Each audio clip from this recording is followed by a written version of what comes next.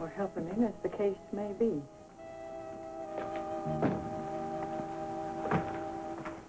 Plan A, and then you needn't wait up. Yes, sir. You're awake. That's good. You want a drink? No, thanks. Why wouldn't I be awake? Well, a lot of people go to sleep at this hour, but I guess the rich are different. When the rich receive a phone call that an individual is drunk and about to pay a call, the rich tend to stay awake. If the individual is obnoxious and insufferable to boot, the rich stay right awake. Still busy having the last word, huh? That's right. Well, I don't much care for that. So, So? Now it's my turn. for the last word. Right.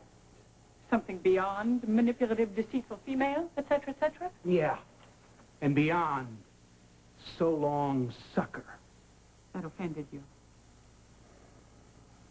Wonderful. Okay. Now you hear me.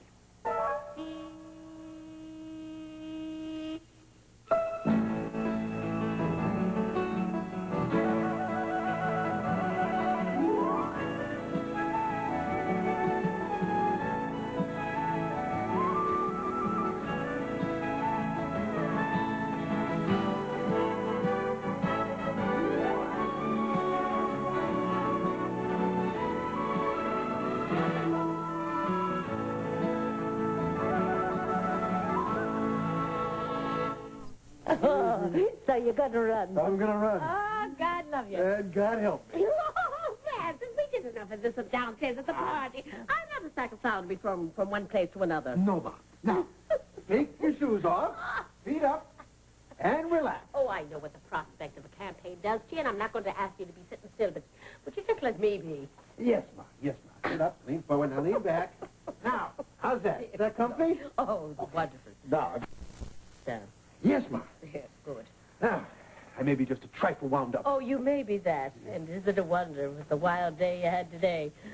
Oh, it does feel good to be off my feet. Yeah. Ryan's was really jumping today, huh? Oh, Maybe I better go down and help Dad lock up. yeah, he's still gabbing away with Joe Monahan. You know, you're not the only one that's been itching to climb back into the political arena. No, I think he must have signed up about 50 volunteers already. Or more. He's got the sign-in sheet alongside of the cash register. Don't stuff any envelopes, you get no change. Well, the man is a natural-born strategist. He should have been a general. Oh, he'd just as soon be the general's father. Oh, we're so happy for you and proud of you. We're all going to pitch in whatever way we can. Little John. Thanks, Ma. Thanks. You know something? It's the last thing in the world I expected. I mean, to be able to have the chance to get back in the ring. Especially after the way I got, well, shall we say, burned the last time. And when Monahan and Azovsky came by and waved that flag in front of me, I tell you, I was off like a shot. I mean, just the idea of getting back in the race to discuss the issues, you know, to get the voters involved in the process, to know that they could change things and make that system work. I felt like I'd never been away.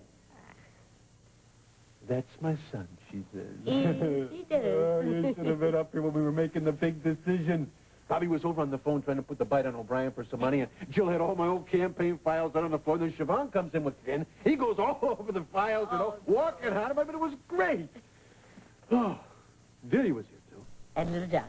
No, he turned in on the early side. Ah, God bless that child. He can go in a mile a minute and then just fall into bed and stay put for the rest of the night. Yeah. God bless him indeed. You know, there's one reason I'd give up the whole idea of running. That's if it caused problems for Jono. Why do you say a thing like that? Why would it be a problem for him? Well, it'd be a problem for him because he might be a kid who needs attention and his father has no time for him. Are you speaking about that box of bubble gum that he took?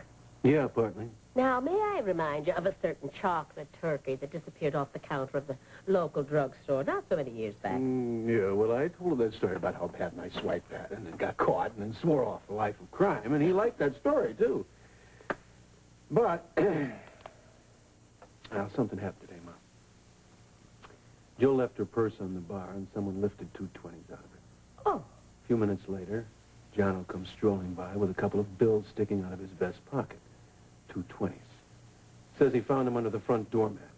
Wouldn't do No, it I know, like I know, I know. That's what Jill thinks. I wish I could agree with her. I want to believe him. But the facts just do not line up.